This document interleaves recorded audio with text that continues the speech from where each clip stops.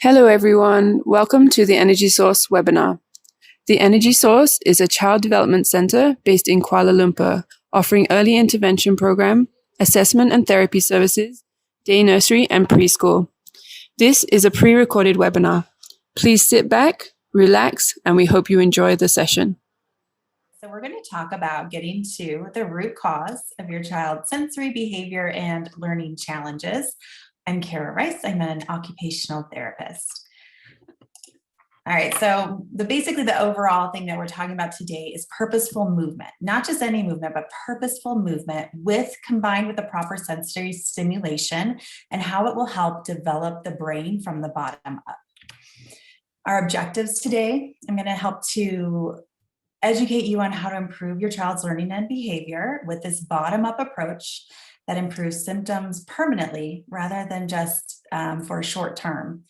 We're going to talk about our 4-step approach that we use to improve development using this neurological perspective. We're going to understand the pyramid of development and learning and how it relates to your child's symptoms. We're going to lead a couple of case studies as well as learning how the energy source can help your child. Okay, so my name is Kara Rice. Again, nice to meet you. Thank you for having me, Joanna. I'm really excited to be here. I have a bachelor's in kinesiology, which is the science of movement. So I love movement, love exercise, love all that. And then I went on to get my master's in occupational therapy. My career, I've been a therapist now for 16, maybe 17 years. And I first started off with, I really loved adults. I worked a lot with adults, neuro, lots of strokes and brain injuries. And then my career changed. I started teaching a little, and then I had my son, my second child. He was born happy, cute, and everything, but low tone. He didn't reach his milestones. He had, upper respiratory issues, ear infections, and I did everything right for this child, everything in my birth or, during my pregnancy.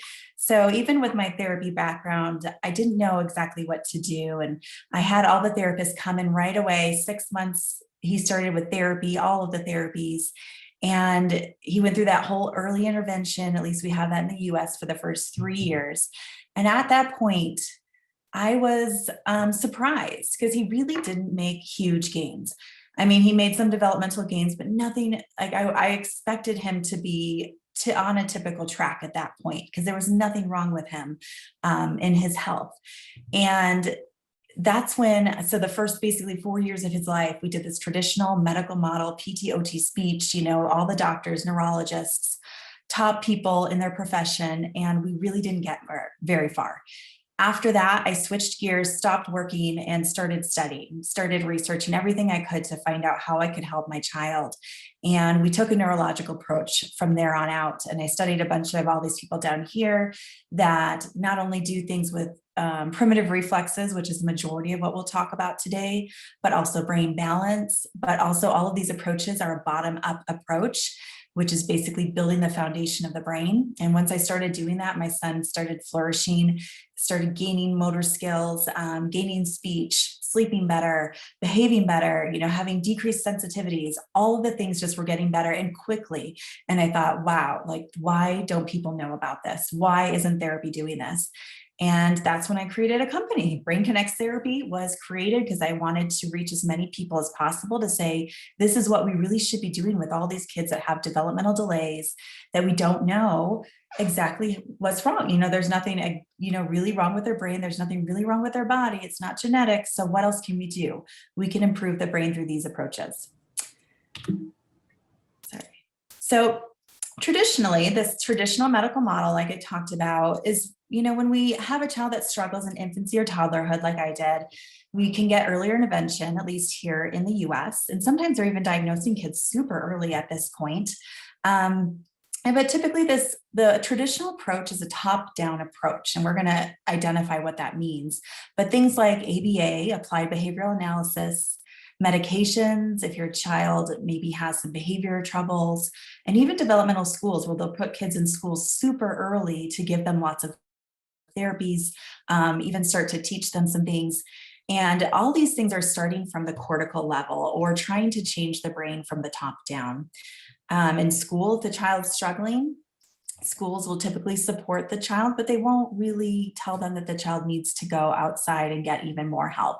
And that, at least here in the US. So I don't know exactly what it's like in Malaysia, but anyways, most kids still need that support outside of the school. But all of this treatment is really managing symptoms and behaviors.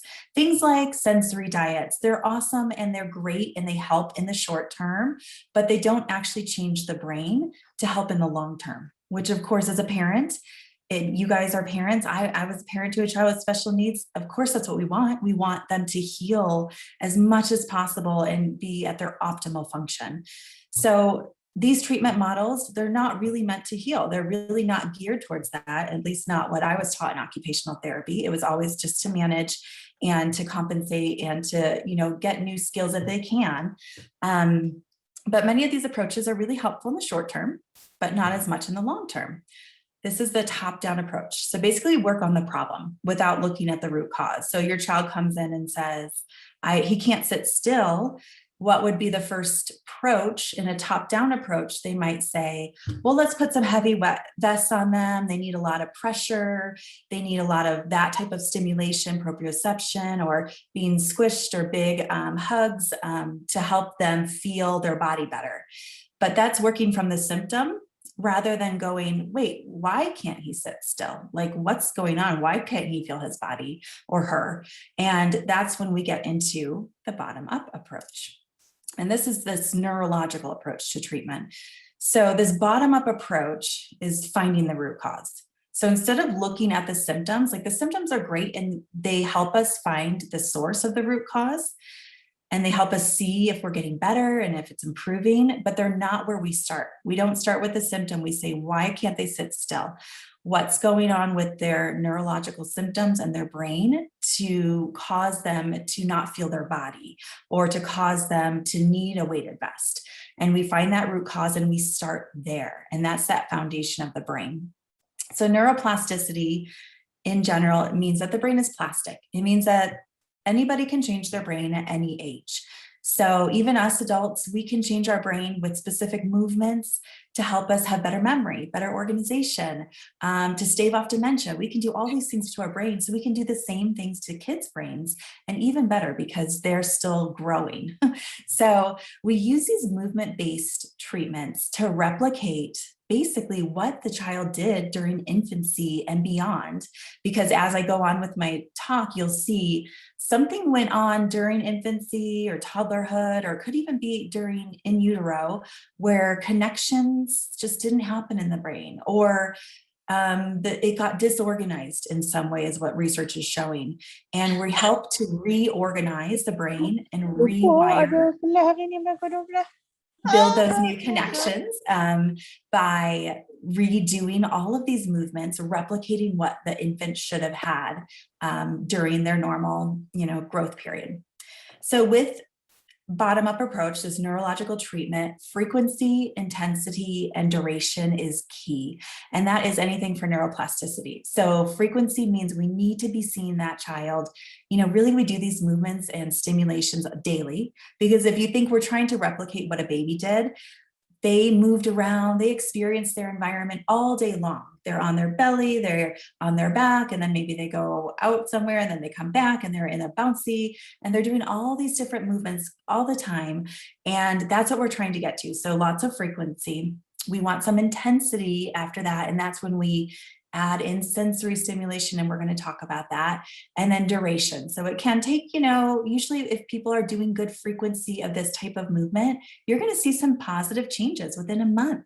But many kids still need, depending on how delayed they are, still need 3-4 months of treatment, maybe a little bit longer, of good frequency to get those right connections. Obviously, it's very individualized for your specific child, though. And without the strong foundation skills, higher level skills, attention, behavior, visual motor skills, higher level skills in learning like reading, math, organization, memory is going to be trouble. It's going to be hard. And the child will always have little gaps. So let's talk about kind of what that top down versus bottom up really means. So I like to use this example of a house. For top down, or bottom up. So if you were to imagine, you want to go out and buy your first house, what's the first thing you think of that you want? You want just a roof over your head. You want a roof over your head. So let's say that's the symptom, like I can't sit still, that child can't sit still. If you start with the roof over your head and just built a roof, what would happen? It would fall to the ground. It wouldn't have anything to support it. We know we build houses by building a foundation first. That foundation is built, and then we build the frame, and then we start to add in the rooms, and we, put on all the wood, and eventually the house becomes a house. So starting at the bottom, the foundation it's super important for so many things in life, but especially the brain. So just to give you an example of why what top down versus bottom up kind of means. But another thing with the house example is that you can have a perfectly amazing house that functions fine, but there could be some cracks in the foundation. So maybe the foundation was laid, but maybe, something was going on and there was little cracks in it. And eventually, after a few years, and these are some of our kiddos that maybe once they're in school, they start to struggle, that we see where the foundation, since it's cracked, now the house starts to shift a little, or, the floors start to crack too. And so you see these little things happening. So it's not that our kids that have trouble with the foundation don't have amazing skills, because honestly, they're usually the smartest kids out there. They just don't have the foundation of the body control that they need in order to gain higher level skills. So just on a basic level, the bottom triangle here is just kind of a basic overview of our bottom-up approach. We talk about a brain healthy lifestyle, and we'll touch on that later. Primitive reflexes, sensory and brain balance, essential skills, which are cerebellum type activities, which are things that you probably have seen a lot in therapy before. And then academics is the top thing. So our kids can be super smart here, but they could have cracks in their foundation a little bit lower that's making them not reach their optimal function. So it's not just about academics, but up here is social skills and attention and behavior. And so let's look at this pyramid of development and learning. And this really lays it out for you. The bottom portion of it is where our central nervous system starts. We have primitive reflex maturity at the bottom, and it matures with the sensory systems here: smell, tactile, vestibular, proprioceptive, taste, auditory, and visual. So primitive reflexes are matured as we get sensory input coming in, motor output comes out, and these primitive reflexes mature, or they should. They should naturally. And more research has shown, the old view is that they always mature, and at 12 months, everyone's okay. But the new view and the new research is showing that kids are retaining these reflexes and not fully integrating them. And then it's leaving gaps above the triangle in these areas of balance or attention and focus, or auditory language skills, or problems with reading or learning. So anywhere up here. So your child's symptoms might be different where they're struggling, but what is the same about no matter where they're struggling, the same is that this is the foundation. The reflexes, the sensory systems are the foundation that build the brainstem. The brainstem is built, then cerebellum, and then the cortical brain comes. So as we are infants, that's how we develop. We develop bottom up. And then we have top-down control. So the cortical brain then is able to control the body. If our bottom-up approach did not fully integrate for whatever reason, and I'll tell you some of the reasons why, but it's not fully understood because it's different for every child. But if it's not fully mature, that means the brain, the cortical brain, never became fully mature either and isn't able to control the full body. So as we go on, you'll see how when a child can't control their body completely, that's going to cause them to spend more energy on just movement and just getting through their environment. And they won't have the extra energy to make eye contact, to talk to people, have good social skills, or maybe to read, because their body and their brain is still focusing on so much that's happening. That's automated for people like you and I that are okay, that, nothing's going on with us. So when we work our approach, we kind of work from the bottom up. So we work reflexes with sensory, and then we start to challenge whichever area up here is where we can start individualizing the treatment to where your child is having challenges. So why bottom up? So just basic brain development. I've kind of talked a little bit about this, but from the beginning, the brain develops based on movement and sensory stimulation in a bottom-up approach. Every infant experiences this. So down here, if you see brain grows via sensory and motor info, what happens is we have this afferent sensory information that comes up the spinal cord. So for example, a baby's laying on their back and they hear mom. So that's noise, auditory information. They turn their head, and then a TNR, which is a reflex, asymmetrical tonic neck reflex, will come out, and their arm will extend, their leg will extend on the same side as they turn. So that's the motor output that comes out. So auditory input came in, sensory. The brain processes it super fast. Baby turns the head, motor, and then there's a reflex. And that's what happens during infancy. All these reflexes overlap. Some of them integrate quickly. Some of them take all the way till 12 months. So they kind of just are all different times that they integrate, that they emerge and they integrate. But what we know is that it's sensory input in, motor output out. And the more that they do that movement over and over and over, it integrates. And then we get postural reflexes, which allow us to stand upright. And then standing upright and walking is like the ultimate ability to have this cross-lateral pattern that develops our cortical brain, the smartest of all mammals. So that's why they think bipedalism, or being able to walk, is the reason why humans have the biggest brain or the most complex. So when we don't retain those, or when we don't integrate them, so the baby didn't move enough, didn't experience enough sensory input, didn't have enough proprioception, maybe they were lower toned, so their brain didn't even take the input in, then it won't develop everything as we go along. So when we are developing that brain stem, that's our survival brain. That's something like the animals have that we call it the reptilian brain as well. So if you can imagine a deer or a lizard, they have this fight or flight brain, right? You see them, they either freeze in headlights or they run, or if they were your size, they would fight. Or if we were their size, they would fight us, right? One or the other. They don't think beyond that too much.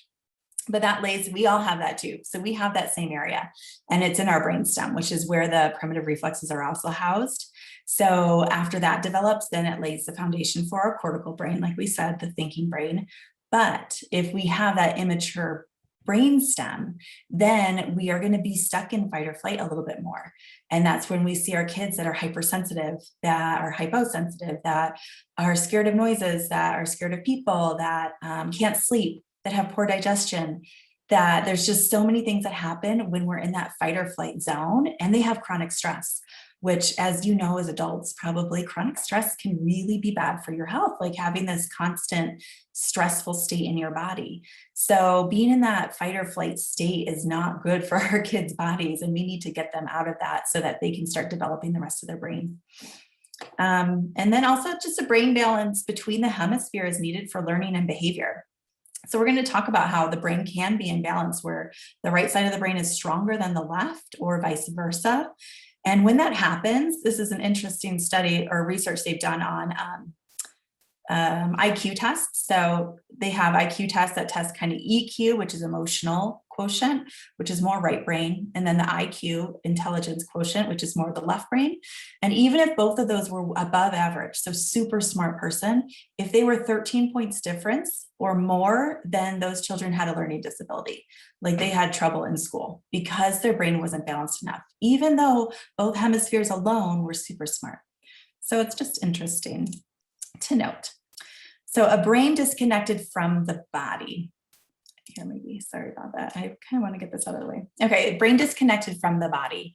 This is what I hear a lot from parents. When I describe this, they go, yeah, that is my child.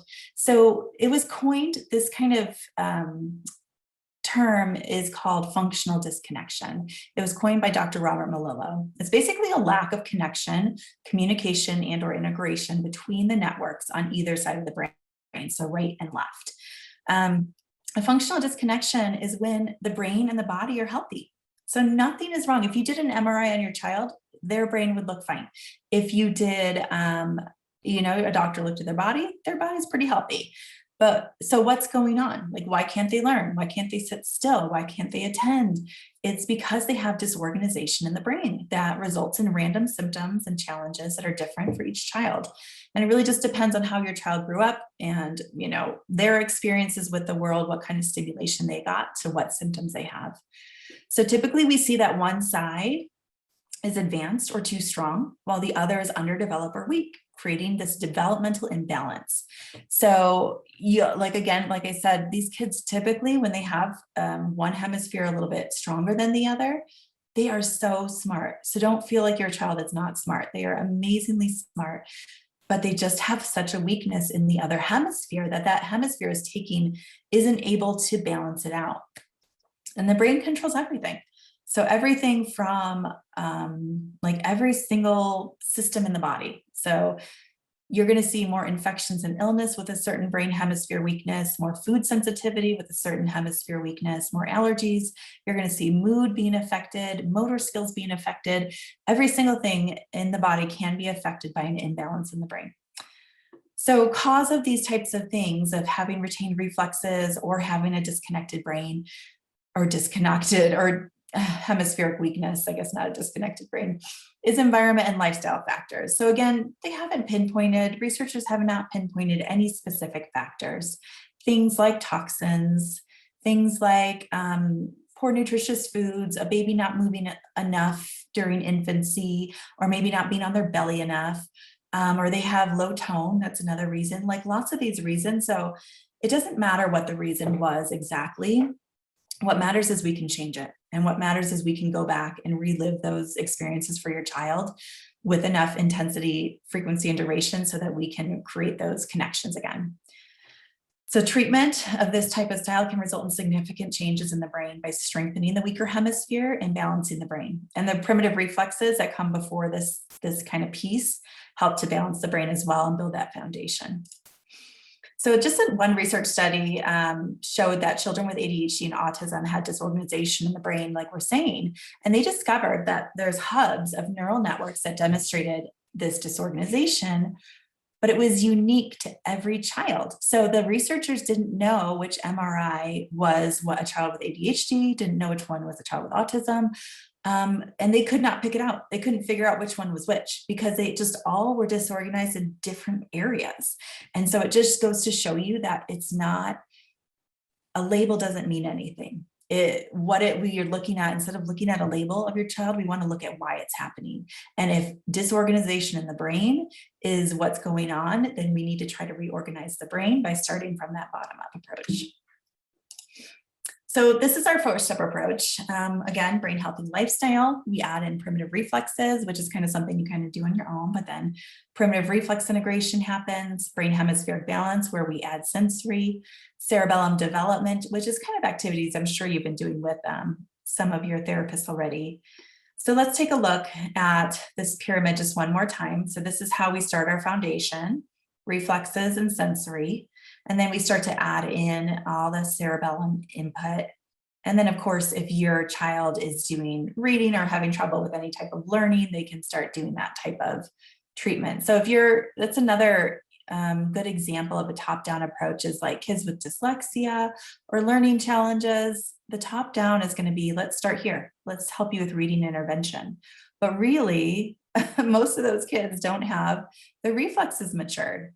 So if we don't fix the bottom, how is the top ever going to get fixed? I mean, they're going to improve, I'm sure, but it's going to take a lot longer and they're not going to reach their optimal function. So when we're talking about a brain healthy lifestyle, we're talking about things like good nutrition, having good sleep, getting outside, experiencing sunshine every day, decreasing your child's stress, reducing screen time, getting exercise or moving every single day, and reducing toxins in your household. So these are things that, of course, I don't know how much the energy source it works with. I think they work with a lot of different professionals. So Joanna can talk about that, but I just wrote down here to talk to your therapist if you need help implementing these, because if you aren't working healthy, kind of just basic healthy lifestyle things for your brain, and this is good for anybody, so adults too, this is going to help you function better. It's going to help your brain work better and stave off any like brain type of issues going forward. But if you're not working these kind of basic steps into your lifestyle, then we could do all this reflex exercise, all this great work to your child's brain, but then they go home and sit on a screen all day and they don't go outside and they don't eat healthy. And then it's just like, it's going to be erased. It's just like all those good connections are not going to stick because their brain needs to be in a place where it can really take that information in and process it really well. So the primitive reflex integration, that next step, is like we talked about, they're the first foundations of our nervous system. So they originate in the brainstem. And again, if they're unintegrated, it'll trigger fight or flight. And a lot of our kids with autism or sensory processing disorder, even ADHD sometimes too, have fight or flight symptoms. And that's that survival brain coming out. It's just not fully developed. And I mean, it's interesting to note too, even in adults who have had chronic stress, like right now, we're in crazy times where people are stressed a lot. We can go back into a fight or flight mode, and these reflexes can come back because they're there to protect us. And that's what they do from infancy beyond. They just kind of stay dormant in our body after they are integrated.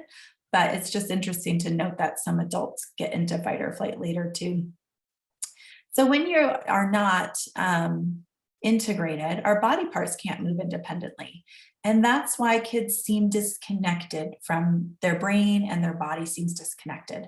So that one example I gave you of ATNR, or here, I'll give you another example. A lot of people know this reflex. It's called rooting. If you stroke your cheek, your child's head will turn to feed. So basically a sensory stimulus will cause a motor output automatically. So this automatic movement. So when our reflexes are not fully integrated, that continues to happen. Now, it might not be this big movement that you see in a baby. It might just be a flinch of the cheek or something small that you wouldn't even notice if you weren't really trained in it. But that means basically that the brain is not fully in control of the body. And then the body needs to, or the brain needs to spend extra time doing this work when it could be spending that attending and being social and doing all these extra things. So basically it gives us increased amount of effort to perform tasks. So I just wanted to go through a couple of the main reflexes just to give you an idea, so that if you haven't looked at reflexes in a while, just to give you a refresher. So the Moreau reflex is a sudden change in head position or a sudden loud noise usually. It could be like cold too when you're changing the baby. This is that fight or flight experience. They usually will open up their arms and start to cry, and then eventually come back into a fetal position. This is really, we see a lot of kids that have hypersensitivity, SPD, which is sensory processing disorder, have Moreau still here, and any type of fight or flight. This is a sympathetic nervous response, sympathetic nervous system response. And typically when kids have a Moreau still unintegrated, they have an imbalance between the sympathetic fight or flight system and the parasympathetic calming system. They're going to feel more unsafe, anxious, maybe even depression. The asymmetrical tonic neck reflex. This is one actually that is related with hearing and binocular vision. It's kind of like this bow and arrow position. When the baby turns their head, their same arm and leg will extend, the other side will flex. It starts to bring awareness to both sides of the body. And midline crossing, it starts to work eye-hand coordination, and it's really strongly associated with dyslexia and other learning challenges. So your child has trouble with learning or school, they probably have an ATNR still retained. The tonic labyrinthine reflex gives us our sense of balance, our first gravitational force. It helps us with coordination and posture and head alignment, balance, auditory processing, and visual tracking. So you see these reflexes, all of them are so related to sensory issues that if we don't work reflexes with sensory, we're not looking at the full picture, right? So we really want to get to the root, the foundation, work everything together. The symmetrical tonic neck reflex This one is right before baby starts to crawl. It starts to align their pelvis and occipital regions, trains the eyes. So starts to work vision too. So focusing near and far and horizontal tracking helps to prepare us to become upright. Landau reflex is our like Superman type position. This is a lifelong reflex, so it stays with us. It's key for our core strength and balance. It helps to integrate other reflexes, which is something key to think about with our program. We integrate a bunch of reflexes together, kind of the core reflexes we call them, because they all help each other integrate, because during infancy they overlap anyways. And like we said, we're trying to replicate what we did as a baby. That's critical for sensory input. This is that tummy time. A lot of kids that have bigger heads or had low tone, this was super hard for them, and it's still probably very hard for them. And as we gain, continue to grow and have this upright posture, we need to have more extension strength than flexion strength, which means like having more back strength. And so if you never had good tummy time, or you never were able to develop Landau, you don't have that strength in your upper back to stand upright so that all of your systems are balanced. Spinal Gallant is one, it's a pretty easy one to see. If you stroke down the side of a baby's back, they'll wiggle their shoulder towards their hip, they'll kind of hike it up. This is important for developing whole body coordination. It helps in the birthing process. It's a really a big one to be seen with tactile sensitivity and bedwetting past age 5. A lot of those kids have Spinal Gallant retained. So those are just some of the examples of some that I hope you probably have heard of and you probably know about. After we start our reflexes, then we add in that sensory piece too, right? So we talked about how reflexes have a sensory input, a motor output. So here's where we add that in with the brain hemispheric balance. And so first we'll assess if the hemisphere is weaker or stronger. And not all kids have a weaker or stronger, but if they do, we're going to input the weaker side more. If they don't, we're just going to do a balance. So we add specific visual, auditory, tactile, smell, vestibular, and proprioceptive stimulation. So when we combine this with that motor of the reflexes, we're getting the intensity we need to develop that neuroplasticity. And when a brain is balanced, it's harmonious. The brain has top-down cortical regulation for emotions, socialization, learning, behaviors, immune regulation. So both sides of the brain process every single sense. So vestibular sense is on right and left side of the brain. But if there's an imbalance, then it's going to throw us off. But if both of them are balanced, then the child is able to process it better. So just to give you another idea of what it looks like when your brain is imbalanced, we all know kind of this is what a normal kind of left brain and right brain, just not symptoms, but typically like what we would think of if we're more dominant. Like I know I'm a little bit more left brain dominant, but I don't have a weakness, but just I'm a little bit more on this side. You might be a little bit more creative or right brain dominant. And that's not what we're talking about here. We're talking about when there really is one side that is super strong and the other one is just not keeping up.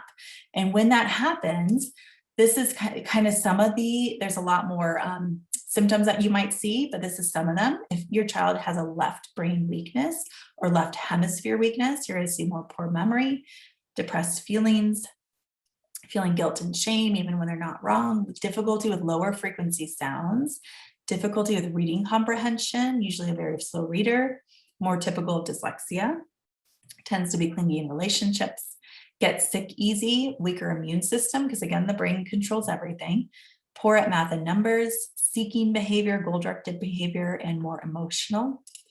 If your child has a right brain weakness, this is more typical of autism, ADHD, and sensory processing. They're stuck more in the details or hyper-focused, overactive, impulsive, OCD, very concrete in thinking, lack flexibility, good pattern recognition, poor sense of humor, overly literal, hypersensitive to light touch, high-pitched sounds, giddiness or laughing for no apparent reason, poor attention. They don't care so much about relationships, people, or emotions. They have more allergies, food chemical sensitivities, and autoimmune disorders. So you can see how that you need a balance between those both, and you need them both to be working well, or you're going to have some of these types of symptoms going on. So we help to fix that by strengthening the weaker hemisphere, and there is research out there on all of this. So just to note, I do have all the research on my website.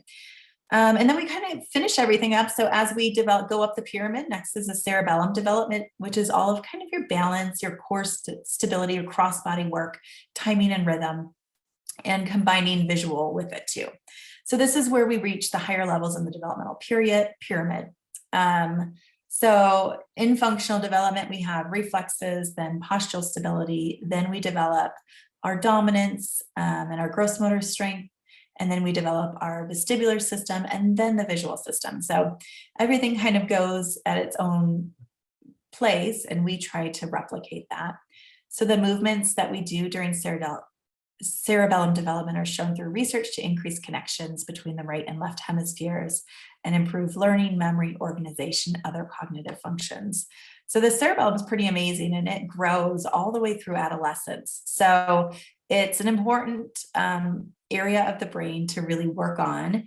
And they've shown that it also it helps with social skills and all these amazing things that we didn't think so much. We just thought it was automated movement for a long time, that the cerebellum really just was about coordination and higher level movement, but it's about learning and social skills during adolescence as we're growing. There's also over 80 research studies that have documented the link between movement and improved learning, and movement is really the key to helping the brain rewire itself.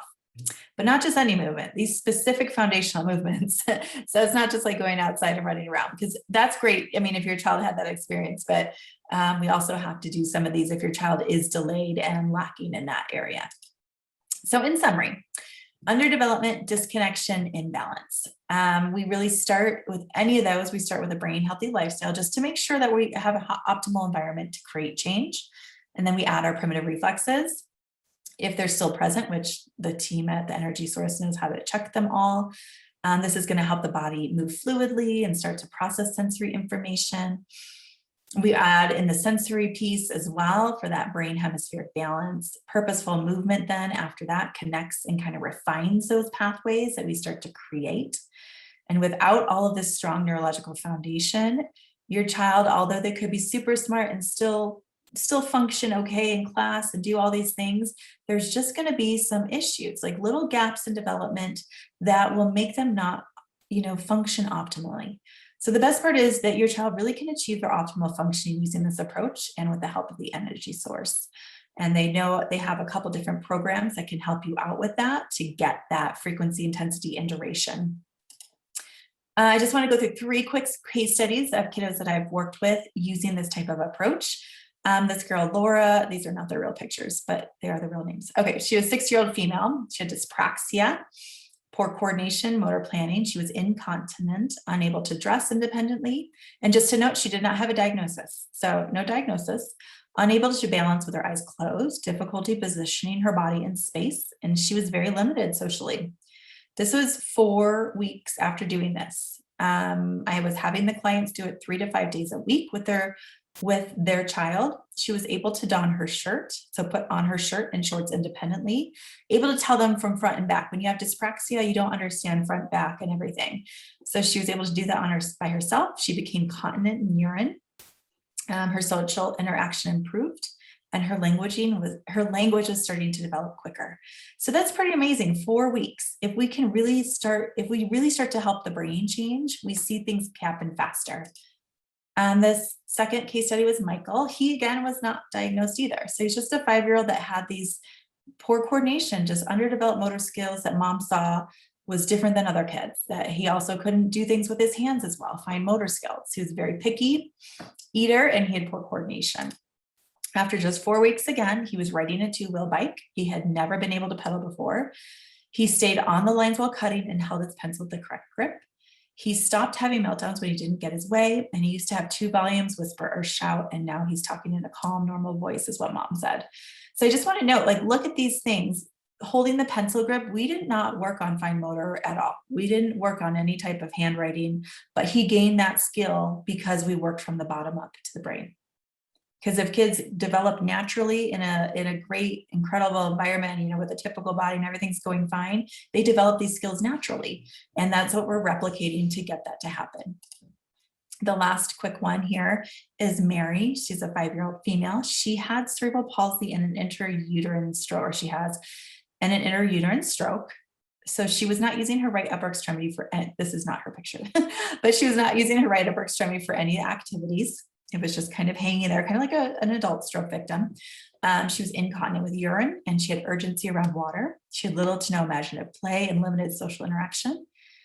So 4 weeks again, she was continent with urine, no urgency around water. She began independently using her right upper extremity during functional tasks.